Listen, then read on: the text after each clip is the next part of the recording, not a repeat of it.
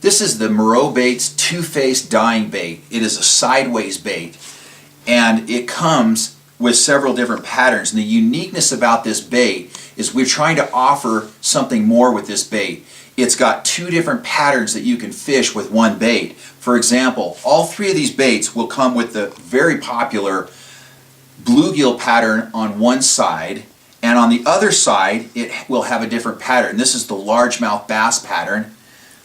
This is the standard bluegill and the stressed bluegill pattern.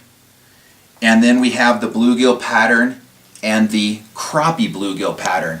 Now what this bait does is it imitates a struggling, dying bait fish.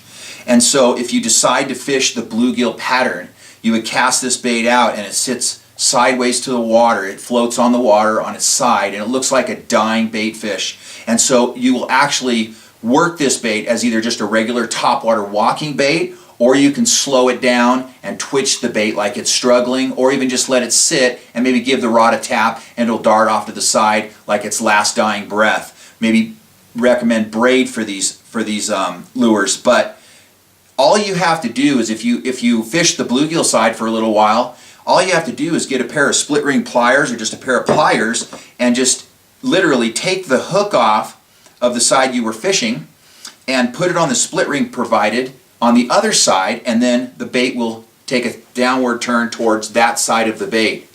And it's a fun bait to fish, you know, for the weekend warrior or the tournament fisherman. Either way, this is a deadly bait, and as you guys know, struggling, dying bait fish is just a deadly way to catch bass. And so we're going to show you on the water some of the different patterns. You're going to be able to get all these baits at Tackle Warehouse or on our MoreauBaits.com website. So we'll see you on the water.